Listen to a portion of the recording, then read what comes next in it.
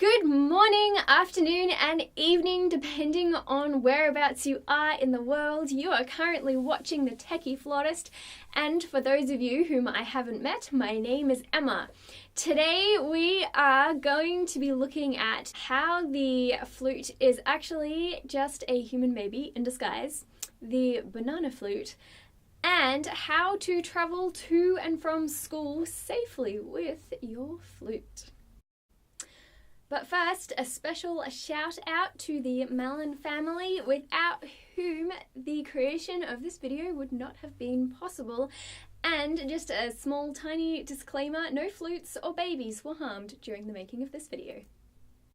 So you have decided to start playing flute. Congratulations, I am so excited for you, but before your first flute lesson, there are just a few things your teacher would love you to be aware of. And the biggest and most important thing that I would like you to know is that your flute is just like a baby. Flute. Baby. Flute. Baby. Oh look, that one's me. Wasn't I cute?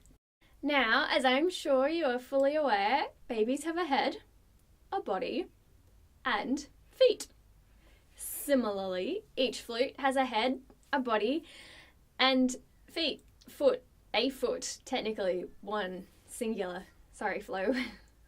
Now, when you pick up your baby, you're going to be very, very careful so that you don't hurt them. And you're definitely not going to pick it up by its head, or its foot, or even its arms, for that matter.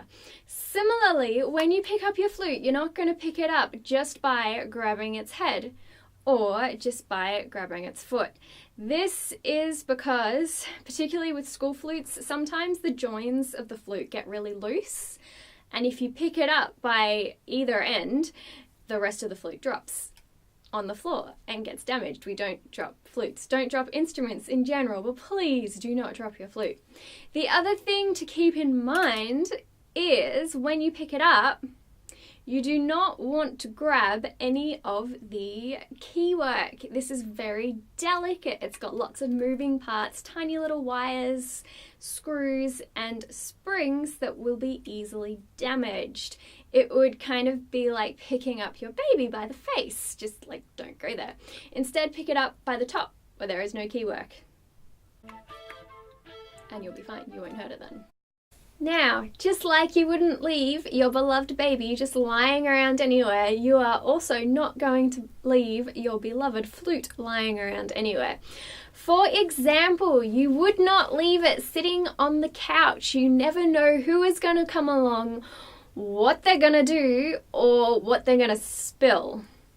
Another place you don't want to leave your flute or your baby is on your bed, for two reasons. Reason number one, doesn't apply to flutes as much. They might roll off and hurt themselves. Reason number two, your grandma, who you love dearly, who spoils you with cake and biscuits and dip, but whose eyesight just isn't what it used to be, might come along and accidentally sit on them.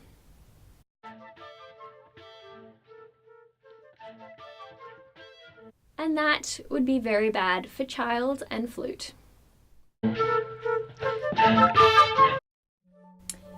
This is what I call a banana flute. It is very, very sad. It is never going to be a flute ever again. Don't know what happened to it. I found it like this. But do not let this become your flute. Just note. Another thing that I'm sure you're all aware of is once you have a baby, you're not just going to leave it at home when you go out. That would be really bad. That would be child abuse. Similarly, you're not going to leave your flute at home every time you go out. You're going to take it to your lessons and you're going to take it to band rehearsals. Otherwise, it's flute abuse. And poor Flo, she'll get really lonely. Plus, your teacher will be a little bit annoyed at you. When you take your baby out, as much as you want to, you are not going to simply pop them in the boot of your car.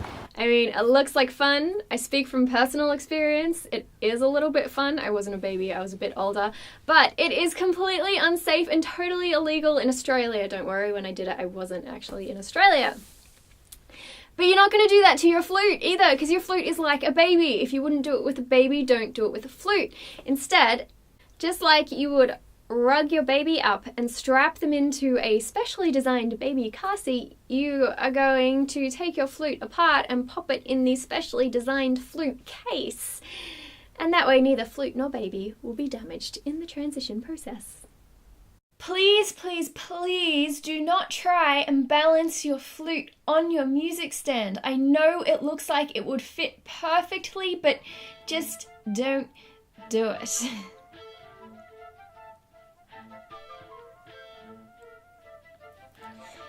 Music stands are precarious. They are prone to dropping things. They are prone to being knocked.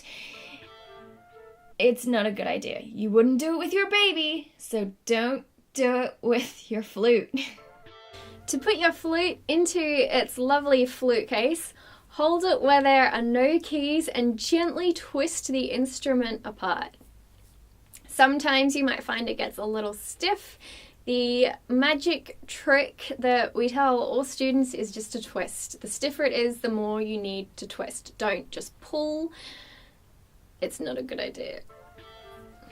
Next, you will notice a ridge in the side of the flute case. This is for the lip plate, so simply line up your head joint so that it slots in. Now, remember how the keys are the most delicate part of the instrument. This means we want to put as little pressure on them as possible, so the majority of the keys are always going to be facing up. The arrow on the flute points to the outside of the flute case. Finally, you will notice the body has a sticking out key. It's called technically the G-sharp key, but I like to think of it as the heart of your instrument because the flute loves you so much it's always going to be pointing towards you. Then just close the lid and make sure all the latches and zips are properly shut. Once you have arrived at your destination and you're ready to open up your flute case, make sure it's lying flat on either the floor, a table, or your lap works as well. Next, it is very important to make sure the case is not upside down. If you open the case and it's upside down, the instrument will fall out and you risk damaging it. To work out whether it's the right way up or not, look for the text on the outside of the flute case because this is always going to be on the top of the case. And the other cool trick is the latches, I reckon 9 times out of 10 always open upwards unless you've got the little slidey ones where you just kind of like squeeze them both at the same time to the side. And some cases you'll find like this one have a zip. I don't like flute cases with zips. The zips always break and it then gets really awkward trying to open them. And you gotta buy a new case, which kind of sucks. I hope you have enjoyed this video. If you have any questions, leave them down below in the comments. And until next time, happy practicing!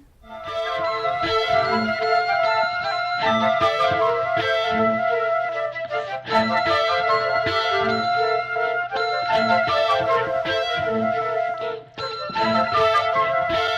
you.